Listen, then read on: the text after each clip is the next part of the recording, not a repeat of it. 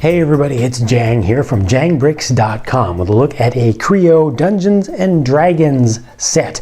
Buildable construction-based play set. This is the Fortress Defense. It comes with 297 pieces. Now, fair warning to all of you Dungeons and Dragons super fans out there, I am not one of you, so I don't know the language, and I'm going to be reviewing this as a toy, mostly for general consumers for whom this was primarily made. Now, a lot of kids nowadays think of Dungeons and Dragons as being something old that, older brothers and sisters or dads or granddads even may have played. But Dungeons and Dragons, for folks who don't know, that main core system of roleplay and battle has been used officially as the basis for a lot of very popular video games over the years. It's such a great system. It's been used in a lot of places where you wouldn't even know about it. It also just so happens that Hasbro, who makes the Creo toys, well, some years ago they bought Wizards of the Coast,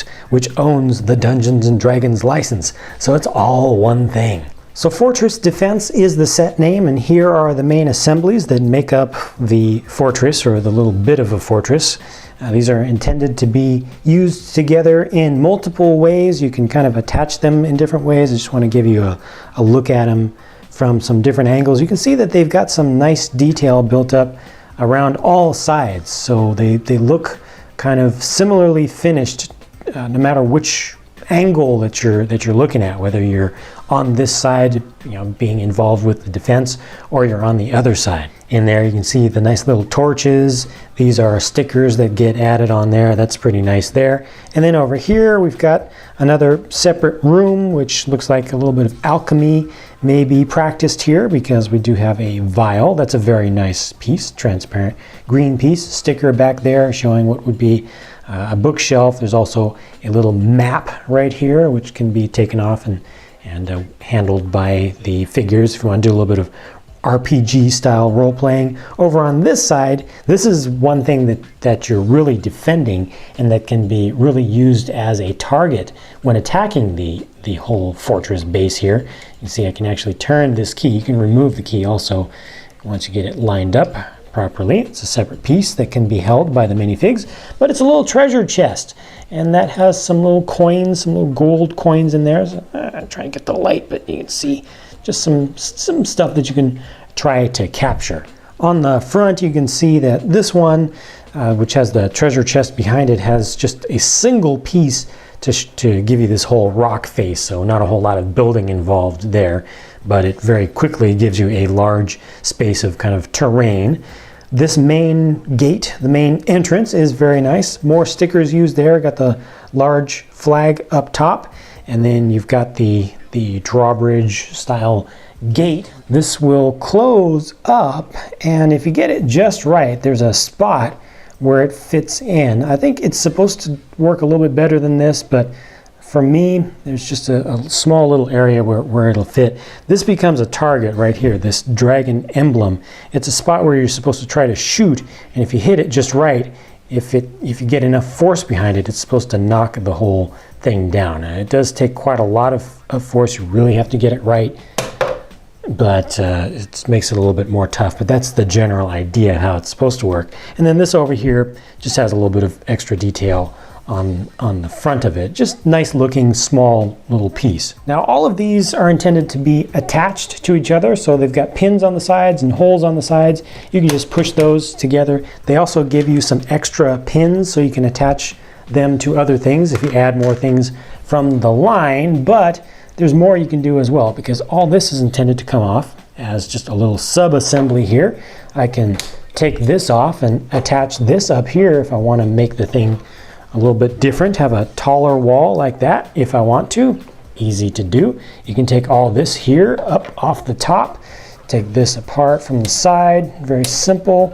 I can even kind of attach this up to the top. Not the best idea, but there you can see if you want to make a really tall tower, and then you can put some figures up here kind of acting like snipers. It's kind of a nice look, just looks like a piece of a castle, but really makes you want to get more of the parts to put more stuff together. They also give you the option to put things on sideways, so you can kind of go around a corner like this, makes a different style of structure that you can defend, and kind of makes a corner, makes a much larger defensible area, you know, that's defended or that's covered from multiple angles.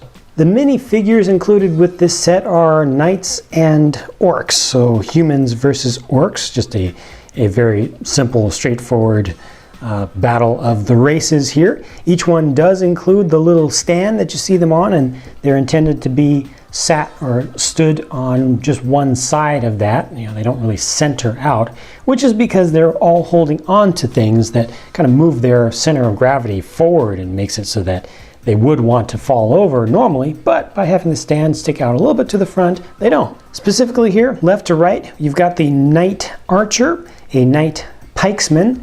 Here's the orc flagman, all right? So he's got the full flag all set up with the helmet up top, looking very ferocious. This is just an orc warrior with a mace and a shield.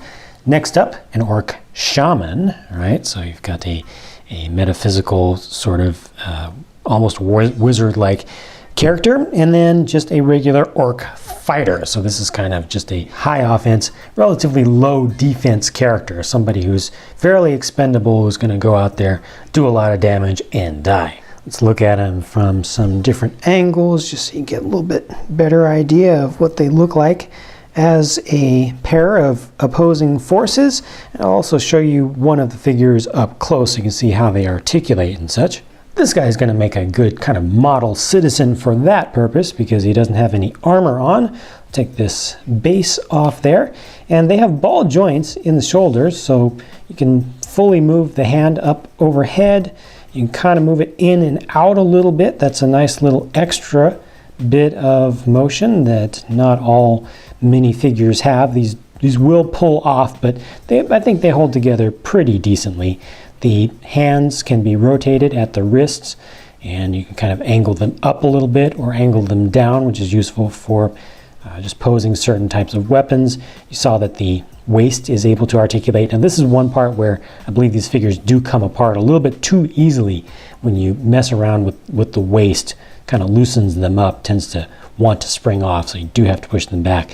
You do have ball joints in the legs also, kind of in the upper thigh or in the hip area, so you can rotate the feet in and out just a little bit. You can kind of splay the legs apart a little bit, which can be useful for some poses, and also getting them to lean over, you know, do some interesting kind of winding up sort of actions.